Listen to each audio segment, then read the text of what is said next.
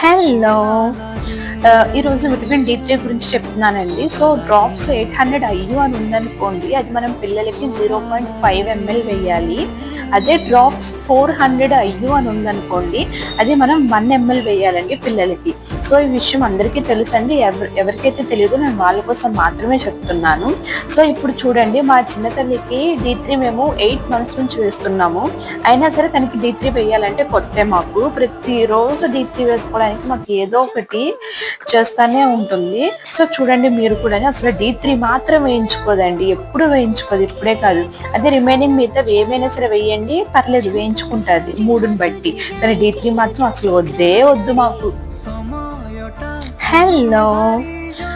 ఈరోజు విటమిన్ డి3 గురించి చెప్తున్నానండి. సో, డ్రాప్స్ 800 ఐయు అని ఉందనుకోండి, అది మనం పిల్లలకి 0.5 ఎంఎల్ వేయాలి. అదే డ్రాప్స్ 400 ఐయు అని ఉందనుకోండి,